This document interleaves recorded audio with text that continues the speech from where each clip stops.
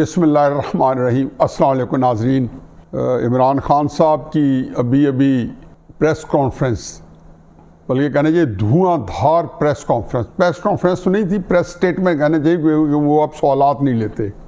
उन्होंने जो सवालात लेने भी हो तो अपनी पसंद के सहाफ़ी जो उनकी पसंद के सवालात करते हैं वहाँ तक, बल्कि पार्टी के अंदर भी माहौल ये है कि सारे जो सीनियर लीडरशिप है वो यही कहती है जी कि अब इमरान खान साहब के साथ उनकी मर्ज़ी के ख़िलाफ़ कोई बात करना, कोई मशवरा देना नामुमकिन है। तो चुनाचे वो पसंद के सवालात तो ले लेते हैं, लेकिन आज तो पसंद के साफ़ी भी ना होते क्योंकि अब प्रेस कॉन्फ्रेंस करते हैं तो दूसरे भी आ जाते हैं और ख़तरा ये होता है कि वो ऐसे सवाल ना करें जो तबीयत में गिरां गुजरे। उससे पहले छोटा कमेंट मेरे ख्याल में हो जाए, मिफ्ता इस्माइल साहब ने कल एक बड़ी सख्त किस्म की एक सोशल मीडिया पे एक इंटरव्यू दिया है। अब उनको दुख तो है और मेरा ख्याल सही दुख है। हमारी सियासी जमातों को इस बात का ख्याल रखना चाहिए कि इज़्ज़त नफ्स हर बंदे के अंदर होती है और हर चीज़ की रीज़न होनी चाहिए। ठीक है कि पसंद नापसंद के ऊपर हमारे लीडर्स फैसला करते हैं। नवाज शरीफ साहब ने अगर उनके जहन में ये है, बहुत सारे लोगों के जहन में था कि सागडार साहब जो हैं वो एक पाकिस्तान की इकॉनमी के लिए एडम स्मिथ साबित होंगे या मसीहा साबित होंगे, तो उन्होंने जो है उस पर आमादा हो गए।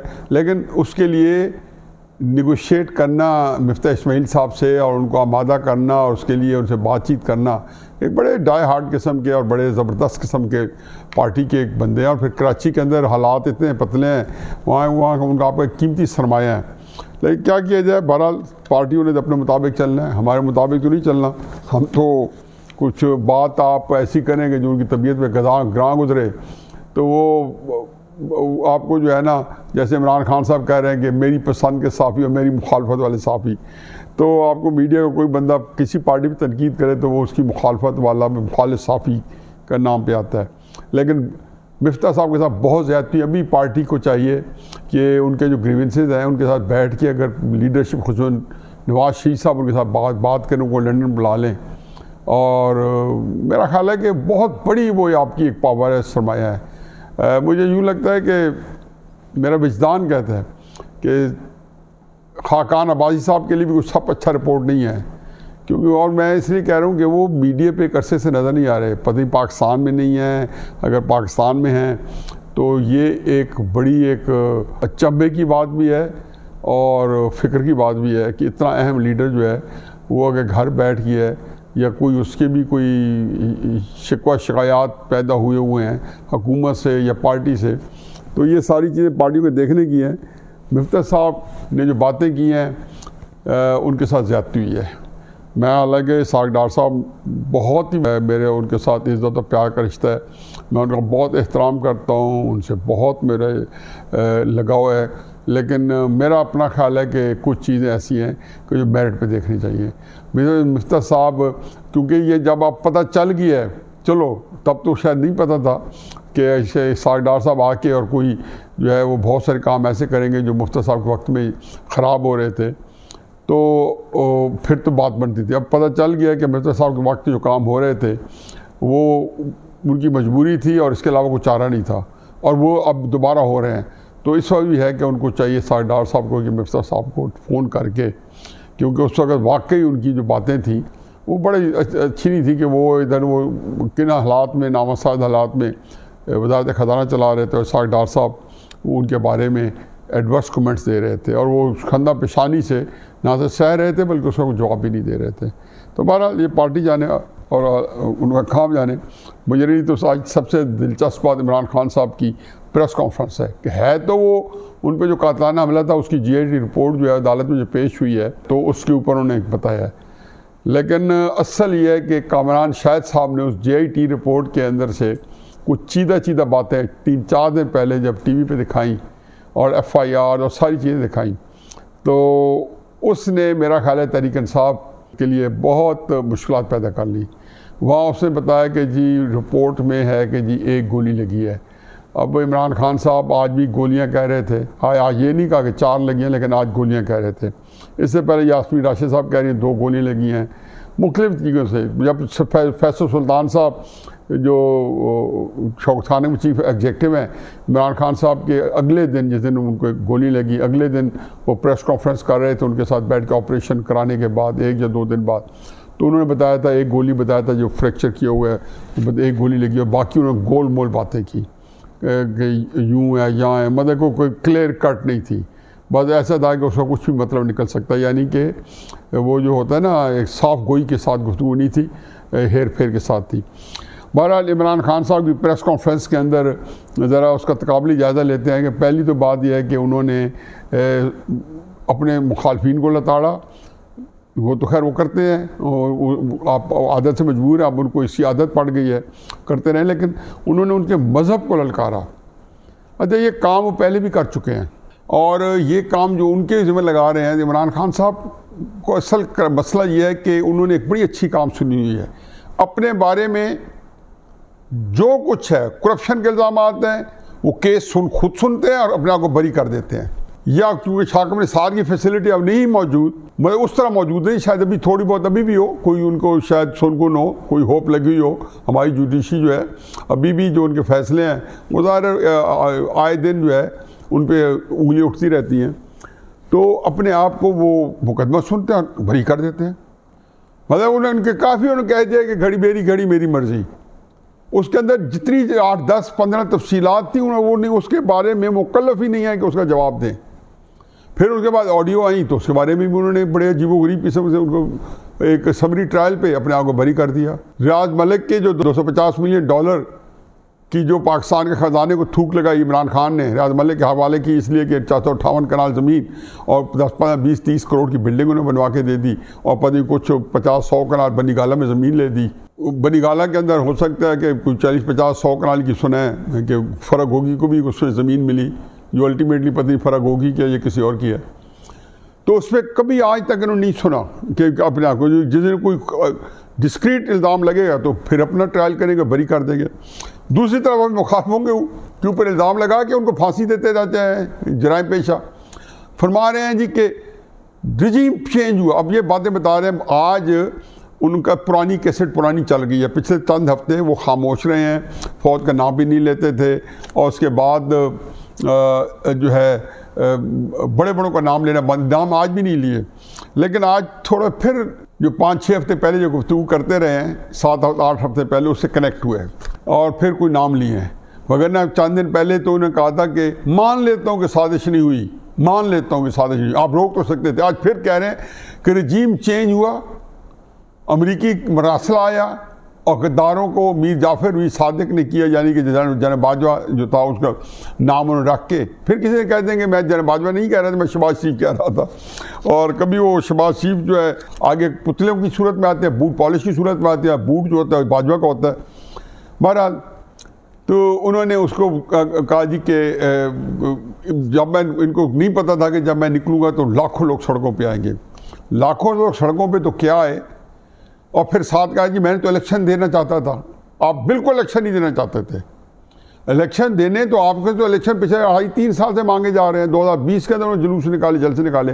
आप तो जब 8 मार्च 2022 को तहरीक एतमाद आई तो आपने 3-4 दिन बाद में कहा कि अब पता चलेगा, इनको मुँह की खानी पड़ेगी। आपके वहम गुमान में नहीं था, क्योंकि आप अक्ल नहीं थी, आपको पता ही नहीं था कि तहरीक एतमाद जो है उनका ख्याल था नाकाम हो जाएगी। खासी हफ्ता 10 दिन जश्न मनाते रहे। कोई 10-15 दिन बाद उनको एहसास हुआ कि नहीं, कोई दाल में कुछ काला काला है। फिर अचानक जो है 27 से 28 मार्च को इस्लामाबाद में कोई 20-21 दिन के बाद, जब बिल्कुल सारे स्पीकर भी जो है सारी कुछ एग्जॉस्ट का बैठा और वहाँ पे जो है वोट ऑफ नो कॉन्फिडेंस जो है उन्होंने देख लिया कि उनके खिलाफ चला गया वोट ऑफ नो कॉन्फिडेंस जो है, तो उन्होंने उस दिन बताया कि मरासला आया था और साजिश हो गई। फिर फरमा रहे हैं जी लाखों लोग निकल आए। जब मुझे नाहल करा दिया गया 10-11 अप्रैल को, और मैं तो इलेक्शन मांगते हैं, मैं एक फेडरल पार्टी थी, फेडरल पार्टी को निकाला। हजूर जब आपने नवाज शरीफ को निकाला था तो वो भी फेडरल पार्टी थी, उस वक़्त वही फेडरल पार्टी थी। जो अलाउंसेज आज आपने अपने आप को दिए हैं ना हर तरीके से कि लोगों का जोश व खरोश, फेडरल पार्टी, लोग जो है उन्होंने आपको जितवाना शुरू कर दिया, यही नवाज शरीफ साहब को हो चुका है। वो तो खैर किस्मत की हेर फेर है। अगर आप जो है, चूँकि उन्होंने आपका एक बयानिया जो है अपना गंवा बैठे हैं, तो आपका दौर लगा हुआ है, किस हद तक वो आगे पता चलेगा। चुनाचे जो मकबूलियत नवाज शरीफ की थी वो आपको मिल गई। अब वो अगर जराइम पेशा लोगों के साथ यही सलूक कर सकते हैं, अगर वो मकबूल हों, तो आपको नेकीकारों के साथ क्यों नहीं कर सकते? अफवाज पाकिस्तान या एस्टेब्लिशमेंट, उन्होंने नवाज शरीफ को भी चलता किया था, उसमें मकबूलियत किसी खातर नहीं लाए थे।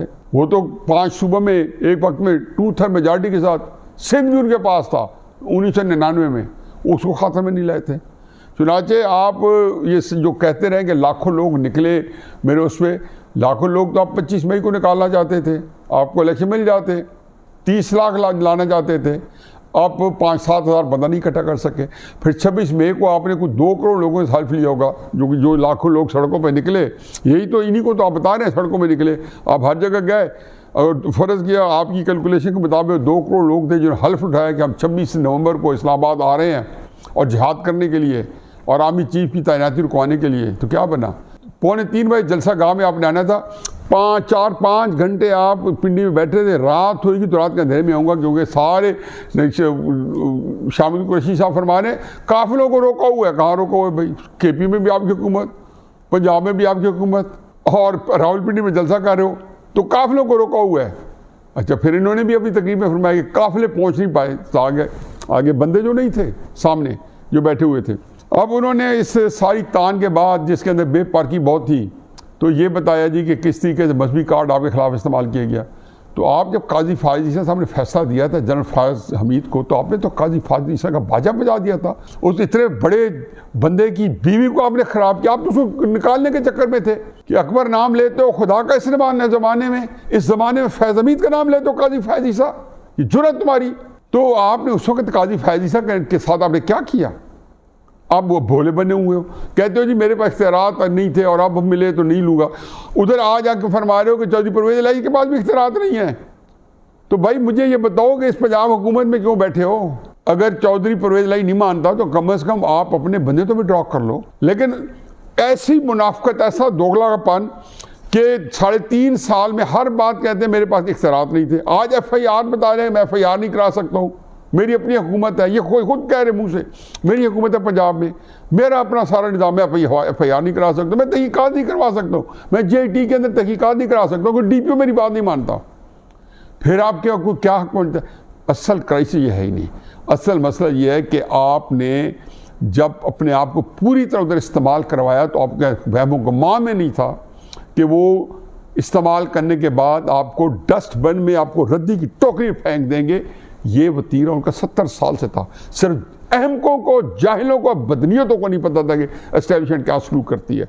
मुझे तो आपके आने से पहले पता था कि चंद महीने से इस्तेमाल करने के बाद, मैं तो मार्च 2018 में कॉलम लिखा था, मैं तो हर एक को बताता था कि 2-2.5 साल बाद जेल में पड़ा होगा, ये एक पेज आपको पता चल जाएगा। कोई बंदा ये सुनने पर तैयार नहीं था मेरी बात। खैर एनीवे, अब तो जो सूरत हाल है इसको निपटते हैं कि इमरान खान साहब ने सारों के मजहबों को छाला, ख्वाजा आसिफ क्या, राना सनौला क्या और जावेद लतीफ़ क्या।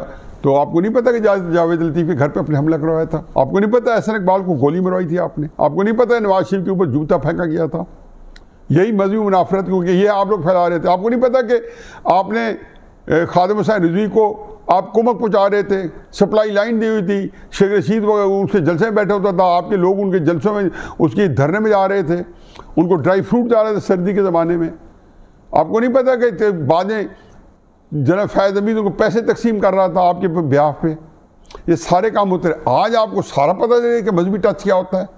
मजहबी टच आपको इतना ही था, जो इस्लामी टच जो कहते हैं मैंने वहाँ जाके इस्लाम फैलाया, वो तो आपने इसलिए फैलाया कि 5 अगस्त 2019 को कश्मीर हमारे से इंडिया ने छीन लिया और आप चंद हफ्ते बाद आपको मजबूरन अमेरिका जाना पड़ गया UN में। तो वहाँ आपने सोचा कि अब चीन पे कश्मीर के बात कर नहीं सकता, कमाल चलाकी होशियारी से आपने इस्लाम पे बात करनी शुरू कर दी। ठीक है जनाब, आप तारिक जमील को भी ले जाते, आधा पौना घंटा उससे भी तकरीर करवा लेते, इससे कोई फ़र्क नहीं पड़ा। आपसे पहले ज़ौल हक साहब तलावतें करवा चुके हैं। आपको ये गलत फहमी है कि आपके वज़ीर आज़म नहीं, बेनज़ीर खुद इस्लाम के ऊपर कई बातें कर चुकी हैं इसी वेस्ट में, इसी UN असेंबली में। चलो इन बातों में ना पड़े। बाकी रही कि मेरे ऊपर से गोलियां गुजर गई तो 2-4 पकड़ लेनी थी हाथ से, गोली ऊपर से गुजरी तो हाथ से पकड़ी जा सकती है। फरमा रहे हैं कि 2 खोल वहाँ पड़े थे, आपके गार्ड्स का असला जो है वो आपने दिया नहीं। दो जो खोल थे, जो शेल्स जो मिले, एम्प्टी शेल्स मिले, वो पक्की बंदूक के थे, वो 7mm राइफल के थे। वो किसके थे? वो साइन के ऊपर तो CCTV में हर चीज़ करना बंद की। बंदे बेचारे को मरते दिखाया, उसकी पिस्टल से फायरिंग कर होते दिखाया, भगदड़ दिखाई, आपका गिरता दिखाया, सब कुछ दिखाया। वो 2 फायर कहाँ हुए? चलो वो जो 8 छत पे मिले थे वो मैं हिसाब कर लेता हूँ, क्योंकि GIT में कहा गया कि जी 12 पिस्टल के खोल मिले वहाँ से जो लड़का फायर कर रहा था, यानी उसने 12 फायर किए, और 2 मिले पक्के जो कंटेनर के ऊपर मिले, JT में। इन्हें कहते हैं नहीं मिले कंटेनर पे, तो ये बता दो फिर किस बंदूक के थे वो? वहाँ पे ज़मीन से तो नहीं निकले ना। आप कह रहे हैं जी वहाँ पे 2, वो कह रहे हैं कंटेनर पे, आप कह रहे हैं उस जगह से मिले, आपने ये नहीं कह रहे, और कंटेनर से गोली नहीं चली। चलो, और जो छत से मिले वो तो JIT कहती है कि जो 10 दूसरे मिले हैं वो किसी जगह पे उसने ट्रेनिंग किया, उसी पिस्टल के थे। वो पिस्टल पे छत पे कैसे पहुंच गया? जो शार्प शूटर्स हैं वो फिर जाहिर है कितनी जगह से मारेंगे। तो बेनज़ीर को जो लगी थी ना गोली, वो शार्प शूटर था, वो कहीं दूर बिल्डिंग में बैठा था, और वहाँ से उसने जो है वो बेचारी को जो है सर पे लगी, उनको शहीद कर दिया बेनज़ीर को। तो चुनाचे आपने ऊपर से जो गोलियाँ गुजर गई, मुझे कामरान शाहिद की रिपोर्ट सारी बिल्कुल उसमें अंदर अक्ल की बातें हैं, सारी पता चलते। उसको वहाँ पे फॉरेंसिक एक्सपर्ट मिले थे।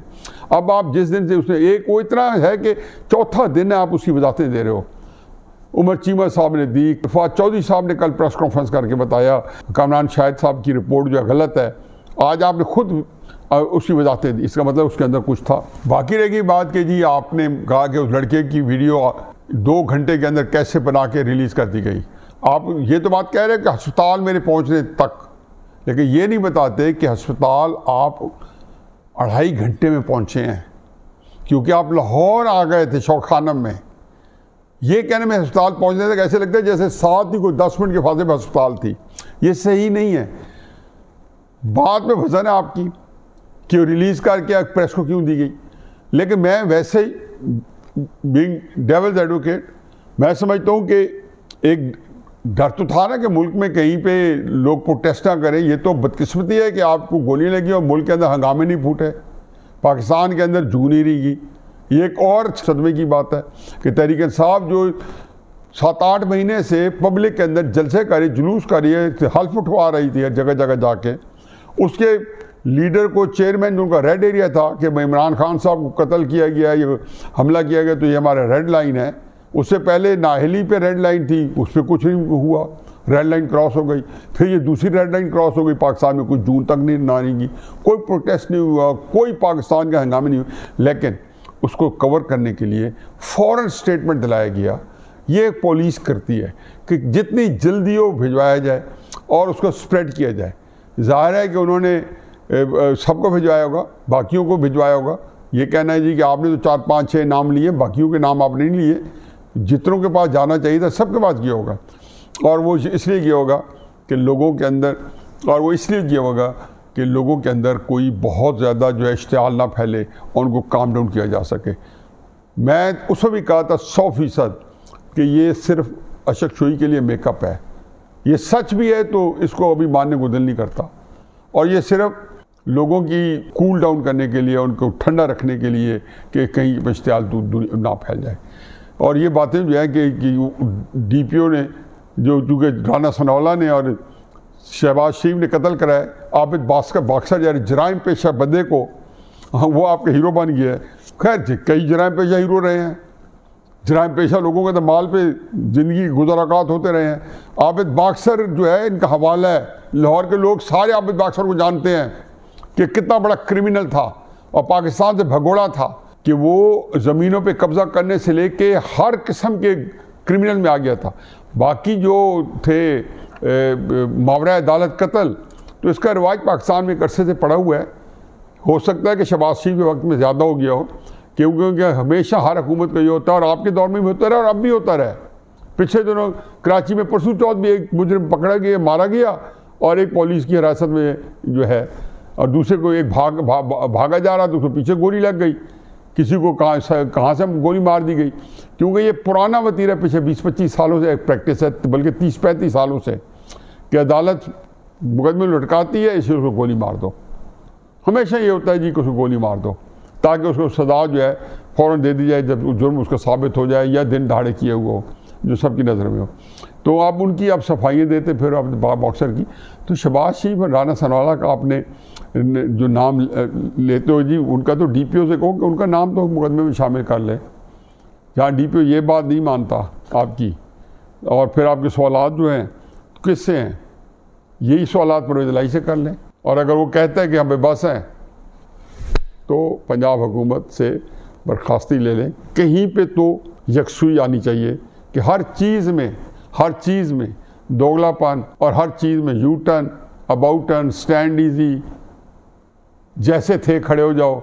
जैसे कि अब पुरानी टेप चला दी है वही मीर जाफर गद्दार, और वो टेप जो पहले हटा ली गई थी, सॉफ्टवेयर जो है तब्दील हो गया दोबारा से, वो पुराना सॉफ्टवेयर अपडेट हो गया है।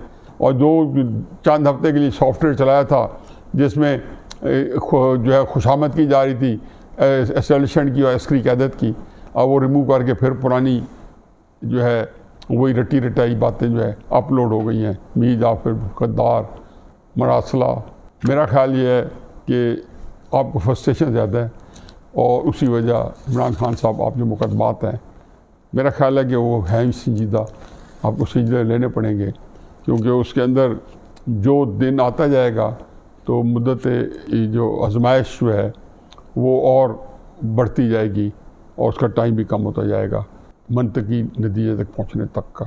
हमारा